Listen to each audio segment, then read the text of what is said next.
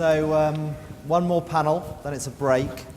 And this is the panel that's all about, you jump in here. This is the panel that's all about data. I'm actually quite aware, I was standing up here only yesterday talking about how iProspect was going to have to become a much more creative and much more content-orientated business.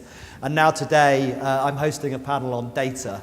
But data it's so important. I think if there's one red thread that has run through everything that we've talked about in the last 48 hours, and I'm sure we'll talk about this afternoon, it's data. So I'm really, really excited about this panel. Data for iProspect, data is absolutely at the heart of what we do. We sometimes describe iProspect as being this business that's kind of sitting at the intersection between media and data and technology. And it's data that ultimately allows us to drive the business performance that we look to deliver for our clients. I think what's really important when we talk about data, and we're going to talk about it for the next kind of 40 minutes or so, what's really important is that we remember that data isn't just about what comes out. So lots of what we do in digital marketing creates a data footprint, and we can use that data to optimize and make things better, increasingly in real time. But data's much more than that. Data increasingly is also what goes in. So we're going to talk to AMNET about the rise of addressable display and how we can use data to make everything that we do much more personalized. And the other thing that we have to remember as well is that data is also about insight. So I think sometimes we focus so much on reporting and we focus so much on kind of cookies and first-party data and how we can leverage those things to drive addressability and personalization, that we forget that there's also a really important role for data, which is simply understanding our consumers. What better place to go and understand consumer intent than search? And, using that data to help us think about how we plan our advertising more holistically is potentially a really powerful thing. So I think it's really important that when we talk about data, and we're going to explore how data has manifested itself in all of our panelists' organizations, it's really important to remember that data means much more than just reporting or much more than just first-party or second-party data to make something more personalized. It's also about insight and much more than that. So I'm really excited. We've got a brilliant panel. I liked the way yesterday that Jack put everybody on the spot with a question that was slightly unrelated, but just to break the ice, so I'm going to do the same thing. I'm going to link back to yesterday and all the exciting talk about micro-adventures. And I'm going to ask each of our panelists just to quickly introduce themselves and talk about, if you were going to have a micro-adventure after this conference, what would it be? Okay. Hi, I'm Lora Parker. I'm General Manager of AMNET US. We are a service organization within the Dentsu Aegis network, and we work really closely with iProspect to help achieve better business outcomes using real-time biddable technology and data to target consumers online. And if I was going to take a micro-adventure, I would say that my trip from Austin to Dallas will be in the car. That'll be my next micro-adventure. It's not terribly exciting, but I look forward to it. So micro-adventure, thank you. My name is Jeff Rosenfeld. I'm the Vice President of Customer Insight and Analytics at Neiman Marcus. So we're obviously trying to use data and insight and the voice of the customer to improve the experience for our customer. As far as my micro-adventure, I'm a fan of the show Wipeout and have actually applied to be on it with no success. They didn't accept me, I think, because I don't live in the San Diego area or whatever. But I would love to run that course, whether on TV or not. So that would be mine. Nice. I'm Rob Alfano, Director of Search for Prudential. And I'm sure everybody's heard of Prudential at one point in their life. Maybe not this crowd because you're a little too young. But data is interesting for Prudential, one, because we're not allowed to collect it or use it without permission from the government, but so I don't know why I'm here. But there is, I'll make it more interesting. So micro-adventure. So our headquarters is in Newark, New Jersey. So I have a little micro-adventure every day walking from my car to the office. But I think nice, easy micro-adventure, I think, is I'm just going to take my boys out to some remote place and sleep in a tent. Cool. Hey guys, my name is Arthur Markovich. I am responsible for the BOT digital marketing program for Staples Canada, primarily search and display. And my micro adventure, I'm going to be taking my girlfriend after the conference, and we're going to go down to Corpus Christi for a couple of days and check out the beach and the Gulf of Mexico. But I will not be riding a bike for obvious reasons.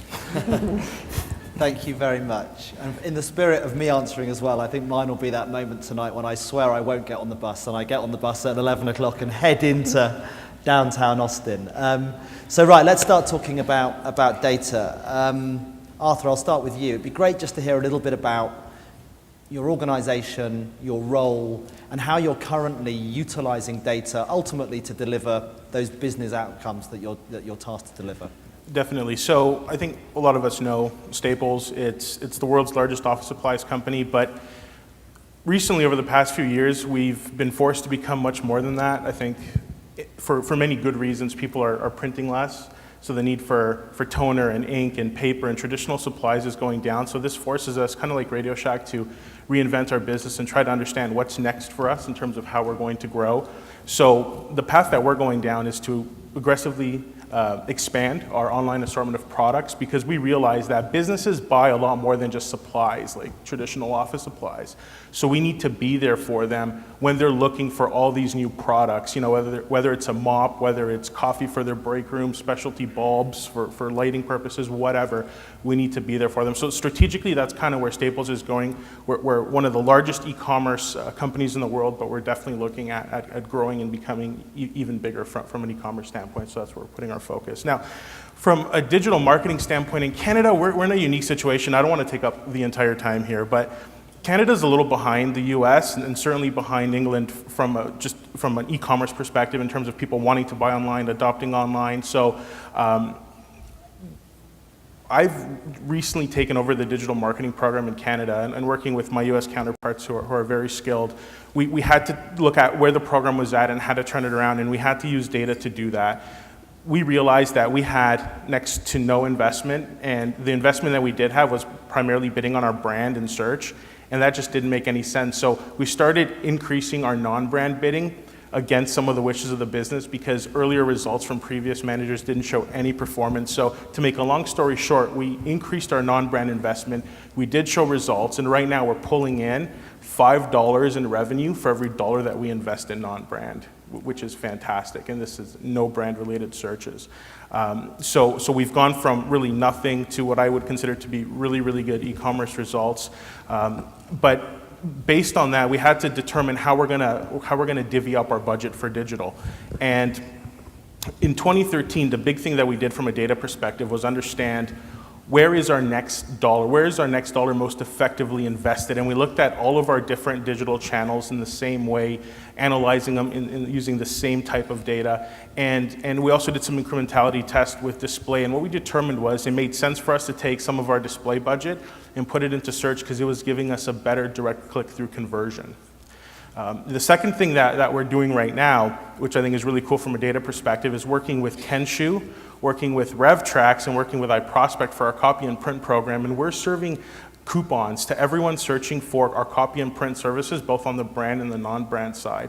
So what this gives us is the ability to not only optimize on the keyword performance for the transactions that are happening in store, but able to determine the success of and to measure our in-store success from this paid search program. A couple of, just to hand it off here, a couple of key insights that we saw. Number one, when we are acquiring customers through our brand-related searches, they are more profitable than non-brand acquisitions. Number two, for our existing customers, they're more profitable for us when we're converting them through non-brand than through brand. So those two things went completely against what you would consider to be the norm, but that's what the data insight showed us. So that was kind of the most recent analysis that we did that I think is pretty exciting. Thanks. Yeah, so pretty jealous of your access to data, and so I think being in a regulated industry, as other pharma companies and other financial institutions know, we don't have a lot of PII. I we don't have a very good CRM, and you know, because we're through intermediate, so a lot of the data that we have is all around media data, and you know, our major category is in brand favorability. So that's what we're trying to do, is just make people like Prudential, or persuade them to like Prudential. I'm sorry, you know. But there's, you know, I think the best thing that we've done with data, you know, since I've been at Prudential, was just being able to get in a room together, because we are an in-house agency except for search. Again, or else I wouldn't be here. But the, you know, coming together and taking the, you know, digital, out-of-home, TV, and just looking at it all together with one common goal of brand favorability. And I'm not going to say that there was some huge insight gained from that, but I think everybody left the room knowing a little bit more than they did before. Thank you. Great. Well, so as many of you probably know, Neiman Marcus is over a 100-year-old brand. And you know, 100 years ago in retail, the way you would make a connection is by walking in, talking with a sales associate, and have a strong relationship, and they would know a lot about you. Today, we're the largest omni-channel fashion luxury retailer, but customers are using all sorts of devices, interacting in lots of different ways. And so the question is, how do we use people, data, and technology to combine that insight and bring back that relationship so we can know our customer and personalize that experience the same way that a top sales associate could speak to their best customer. So if you think about it, while a lot of this is really new, it's using the data to come back to the strength of that relationship almost 100 years ago in all the touch points. How do you make the website or things like that rich in personalization? So we are fortunate in that we've got a lot of great data on our customers. They interact with us frequently. We get to know a lot about them, and they share a lot with us. And so one example, I mean, we do a lot with email, literally making thousands upon thousands of forecasts on a daily basis as far as what they would like, to determine what email should we send them, how should we communicate to them. And really have found this to be very successful. We've got examples beyond email as well, you know, certainly in display marketing and things like that, using a lot of that customer information to decide how to bid, what to show, and numerous other examples.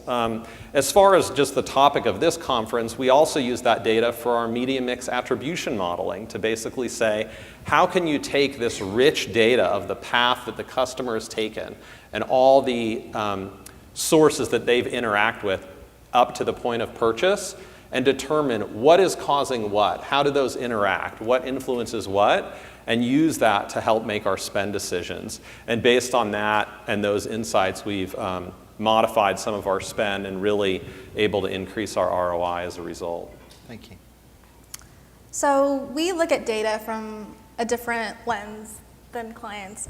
We have access to lots of different sources of data, everything from client-side data, you know, DFA data, Omniture analytics system data. We have the ability to ingest CRM data and do offline, online cookie matching if that's of interest. But we also have partnerships with third-party data companies like your Blue Kais and your Newstars. And you know, it's really interesting because data is at the center of everything that we do. And with, you know, the culmination of data that's available out there and the progression of technology and real-time biddable technology that enables us within a split second to evaluate an impression at the cookie level and really understand who that consumer is. And based on the information that I'm able to collect, we determine and we evaluate that impression and we bid on that media against other advertisers in the marketplace. And so really at the end of the day, what we're trying to do is we're trying to eliminate media waste. And instead of, you know, going, comparing to more of a traditional buying approach where, you know, if we're trying to go after sports enthusiasts, I think it's really easy for buyers and planners to go after the ESPNs of the world and the Yahoo Sports of the world. But the truth of the matter is maybe only 20% of the people who actually visit those sites are actually sports enthusiasts.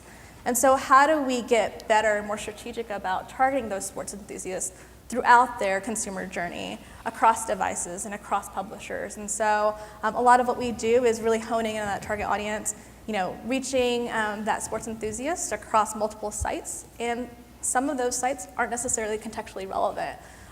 So that person might be reading the evening news, they might be looking for a recipe for dinner that night, and we're seeing a lot of efficiency by delivering media, using data. And the other piece of the business that we focus on is really bringing consumer insights into the picture. And so not only, reporting and analytics, but really helping brands to visualize who their consumers are, not just from a demographic perspective, but what are their behaviors, and how do they differ from the traditional personas that are created using qualitative data. And so what this enables us to do is use first-party data, merge it with third-party companies out there, and then provide a more complete picture of who your actual consumer is. So what's great to hear is we've got examples of both client side and buy side of how we're grappling with data in different ways. But it'd be good to hear about some of the challenges, because ultimately, people talk a little bit about big data, but there is tons of this stuff. And sometimes, I heard someone say once, and it was a nice analogy, only some of it is actually useful. And cutting the wheat from the chaff and really understanding where to focus, what data to act on, what data to optimize against, which data to utilize for targeting is tough. It's also, clearly it's difficult to get the right kind of talent, because to grapple with data we need very different people to maybe the kind of people that clients or agencies have traditionally employed. So it'd be good to hear for a little bit about some of the challenges, kind of perhaps client side, that you guys have faced in terms of really grappling with all of this data and making a difference with it. I'm happy to start. I mean, I think while there's tons of data out there, it's always best to start with a specific objective in mind, and I think that really helps relieve how overwhelming it can be, and and brings a lot of focus. And so while it is very challenging, to the extent there's a specific objective, it helps. I think on the talent perspective, it is really hard. I mean, there's all sorts of estimates out there as far as the number, the need for data scientists versus the number that are actually out there, and how what a vast gap there is. And I think in the end it comes down to not just the skill set, but understanding the business in a way to take action. And I think that's what's so hard, is that it's not just applying a standard algorithm. So much of it can easily sound like magic. Just apply this, just copy what somebody else did, just take this plus your data and you'll make a lot of money. And I think the real struggle is in matching it up to your business, customizing it to your business, figuring out how to put in the hard work and the business knowledge to tease that data with the right analytics and make something of it. Yeah, I actually think that customers, they expect that data-driven, relevant, personalized experience online. So, I mean, especially from companies that they've initiated contact with. So I think, the promise of data is, taking that customer experience or potential customer experience to a different level. For example, if Amazon was talking to me hundreds of purchases later, the same way that they talked to me 10 years ago before they knew anything about me, it would be off-putting.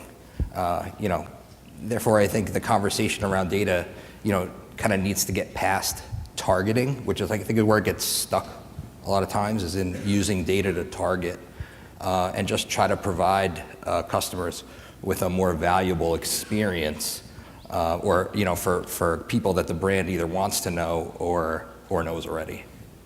Cool. Well, the big challenge for me is centralized analytics. My data, and I think there's other people in this room that may feel the same way, exists in silos. And I know it's a classic problem, and it's unfortunately something that's not easy for me to solve. But if you look, we have e-commerce data, we have offline data, We have social data. We have our traditional digital, if I can call it that, data. And in my company, at least for my team, I'm not going to speak for the US team, for my team, all that sits with different teams, so it's not centralized. So if you want to start tackling big data, if you want to start and that whole idea of big data, Rolf killed it this morning. He crushed it when he talked about context and understanding the context of your data. It's true, because I got so many analysts that can pull all sorts of data, but you ask them, what does this mean? And it all is quiet. What does it mean? What does this data mean? What can I do with this? Because there's so much of it. So before you can even start finding out what those solutions are in terms of what this data means, you got to bring your analytics together. You have to have a cohesive team that truly understands that they have to follow the path of the customer instead of follow the internal silos built in your business. And I think that that's a very strategic decision that needs to be made in your organization, and it really starts at the top. And just to sort of jump in there, because I think it's a really interesting strategic question that then leads into a technology debate, which is, can you tie, at iProspect just this morning we were showcasing a whole bunch of different products and services, all of which are supported and underpinned by different point solutions when it comes to technology, many of whom are here. Do you think it's possible to tie those different solutions together in such a way that the data is truly integrated and flows seamlessly across those different channels and solutions? Because it seems to me that from a technology perspective, you've kind of got two camps. You've got some people that are building out stack solutions. So the argument from them would be, it makes sense to have a piece of kit that can kind of do everything. And you've got others that are trying to work in the kind of point solution space, which is, we're just going to be brilliant at X. What's your view, just to build on that, on your comment there about which is the right way to go? Where would you put? Where's your bet? What's your experience? So yeah, I think you're spot on in that you can use agencies, especially extremely competent agencies like iProspect, and I'm not just plugging that. I really feel that way. You can definitely use agencies to help bridge the gap across your channels. But at the end of the day, that has to interact with your customer database. And at the end of the day, that database should sit with you, the client. So that interface needs to occur. And it's not just a matter of having sort of agency managed data and then client managed data, and you just have this one little pipeline where the two meet. They need to mingle a bit more. And I think at the end of the day, the client has to step up and say, look, we've got to merge our data together so that we can understand the pathing. So yes, the agency can help, but I don't think the answer lies solely with the agency. I don't think it can. And from an agency perspective, I was a little involved in AMNET back at the launch stage, and it was a big step for us because it was a move into a much more scientific, data-driven world. What are some of the challenges that you guys have faced at AMNET in terms of just scaling the proposition and the product? Yeah, so I think there's so many sources of data that we can pull from. It's really understanding what are the limitations of the data that we can access and making that data actionable. So we have done CRM, we've integrated CRM data to do offline, online cookie matching, and the legal process to get that approved is quite extensive. And just setting expectations both with the agency and the client on what that process looks like, and making sure that you have buy-in across the organization, because sometimes that data isn't owned by the group that you're working with or interacting with on a day-to-day basis. Data is so important to everything that we do, and I think another challenge is getting people to think differently about how to utilize their data. A lot of times brands come to the table with a very clear view of who they think their consumers are, and so when you present data that might contradict that, I think it's hard for them to change course and to go back and rethink how to position their brand in front of a digital audience, even though the data might be telling you otherwise. Cool.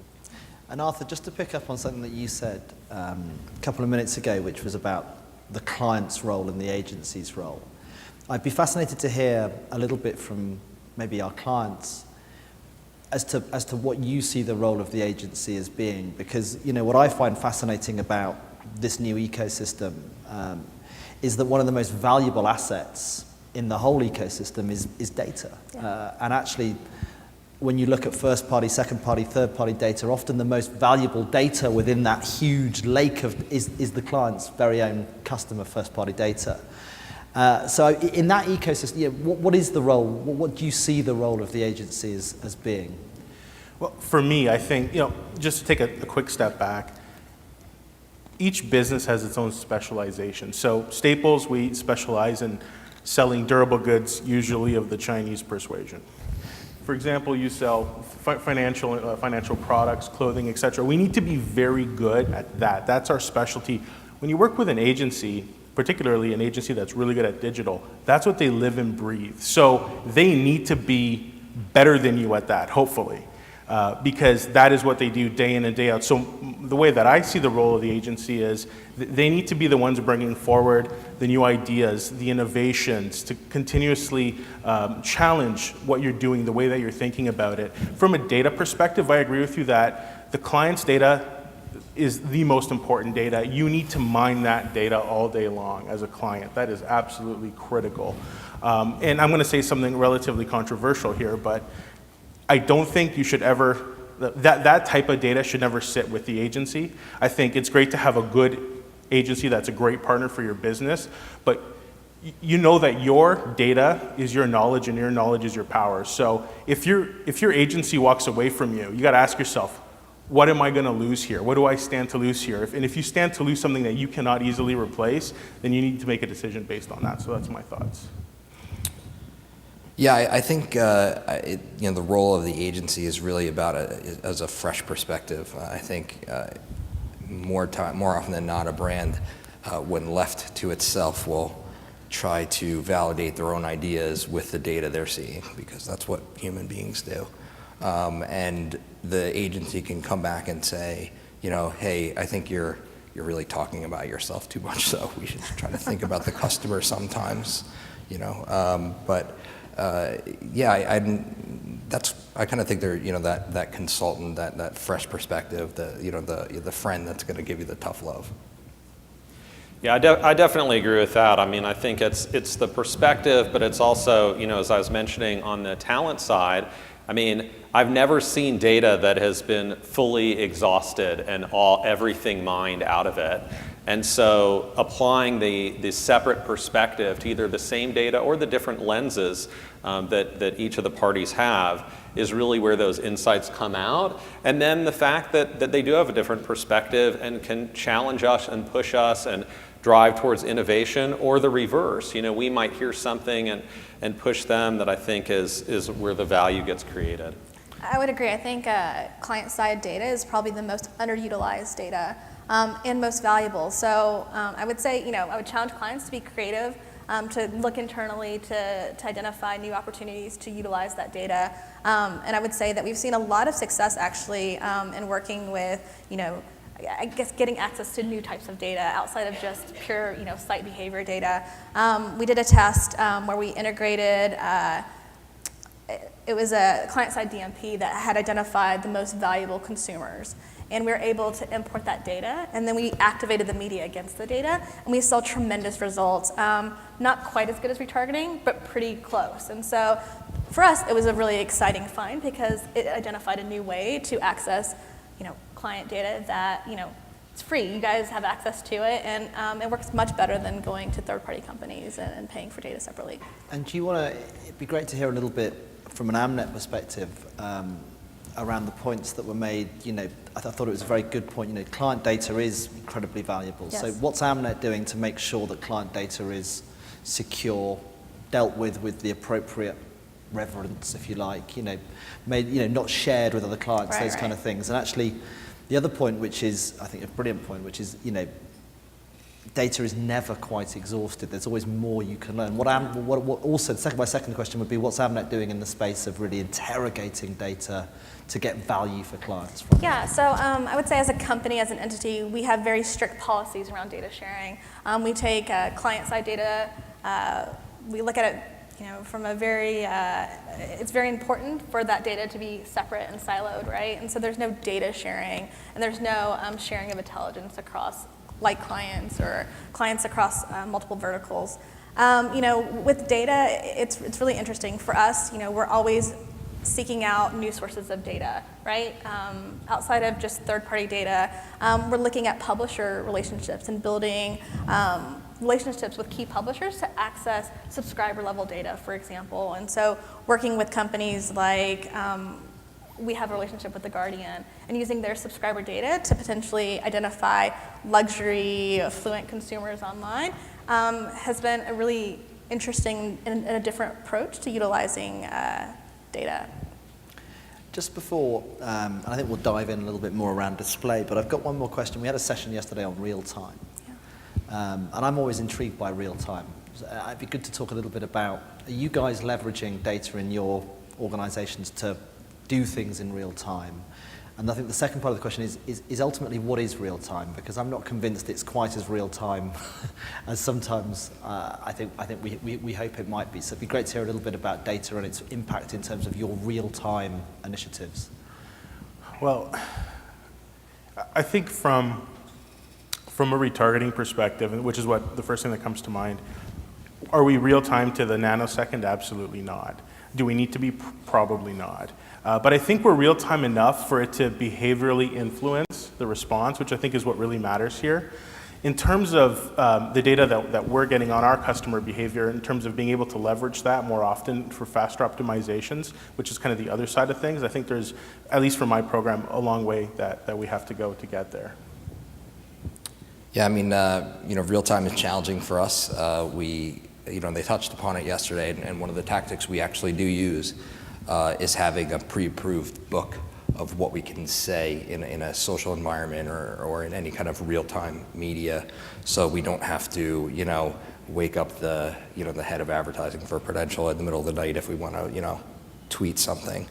But I think the biggest opportunities I see in real time for us is, we do a lot of broadcasts, so there's, Twitter TV, stuff like that, second screen opportunities, maybe running some search campaigns that are aligned with what people are seeing on TV, with different taglines that we have, so people are involved in that experience. And I think getting the data from a search perspective, from a search guy, I have a lot of data, probably more so than any other department in Prudential, and it's good to have those insights and then be able to share it with other people and integrate it all. And I think even native advertising, I think, is going to that kind of a data-driven, keyword-driven, auction-driven search model. So traditional analytics and search people, I think, are going to have a bigger role to play in the media environment, as everything is kind of going to a little bit more of that, even with programmatic, having that kind of, of a portfolio manager's mindset. Yeah, I mean, I think as far as real time goes, we're trying to do more and more in that space, but it still comes back to the objective. And I think, putting the customer, like I was mentioning at the beginning, front and center, what do we need to know in real time to best serve that customer? You talk about demographic data. Do I need their age updated every millisecond? Probably not. Could probably take a good guess as what it was. But what about what they clicked on the page before now? Or what advertisement they just saw and how they interacted with it. Clearly that's a lot more relevant, and so I think that's more where our focus is as far as what's really going to move the needle and give the customer the best experience. Now I thought we might close out for a few minutes just talking about display. I think the reason I wanted to jump into display is that obviously of all the channels in which we operate, I would say display is probably the channel that is experiencing the greatest revolution, if you like, in the context of what you can now do with display advertising cross-banner advertising, video, whatever it might be, utilizing data. And obviously that's a place where AMNET is absolutely front and center. From a client perspective, I suppose my first question is, what are your experiences of programmatic trading, utilizing data, and is it more effective?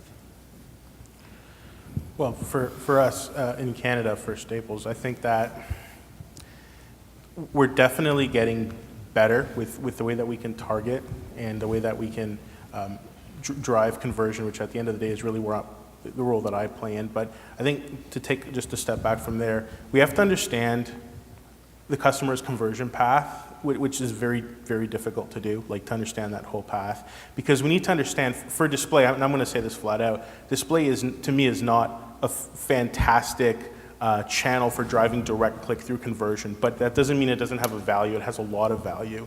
The question is understanding where is that value? Where does that need to be? Where do we need to be targeting this particular segment or demographic with a display ad? Where does that need to happen for it to be the most impactful? And I think we're getting more tools to answer that question right now. But for me, in terms of my program, I don't feel that I'm there in order to answer that question. So that's why I'm probably pulling back out of it a little bit and putting more into search. But I think that there's a lot of value in it, but it's tough. And I think with programs like CCS that you guys are running, Yeah. I'd love to take a look at that and see what that can do for the business because it's getting smarter. Yeah, we've just started thinking about programmatic in some sort of a real way.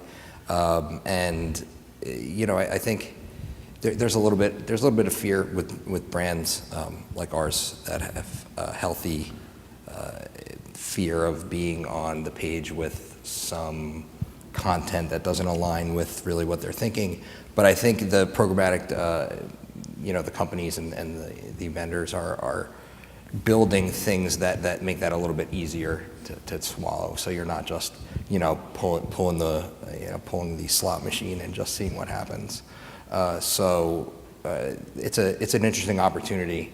And again, from coming from a search perspective, I'm very eager to see the display team take on more of a data-driven, because I feel very frustrated sometimes hearing display people talk about data, and I'm like, so this is I think it's a good opportunity. I'd certainly agree with the point that context is very important. I mean, we want to protect the brand as well, but with the appropriate safeguards in place, we're obviously a niche brand, and so these kind of technologies and that data really lets us target very effectively. Mm-hmm. Anybody on the New York Times fashion section isn't necessarily somebody who's a customer who's interested in us. But being able to model that out really gives us the kind of insight to know how to best spend our advertising dollars and improve our ROI. So I think there's certainly a lot of power in that. I mean, I think programmatic has come a really long way from where it was a few years ago. I think there's a lot of things in place that protect, that are set up to protect brands and to minimize fraudulent activity and avoid pages that are full of ad clutter. And so it's really interesting because, as an entity that does this day in and day out, we have to, challenge kind of previous perceptions of what programmatic means and how brands can engage with the programmatic technology, because we are seeing it deliver really effective media outcomes for the majority of our clients. Thank you.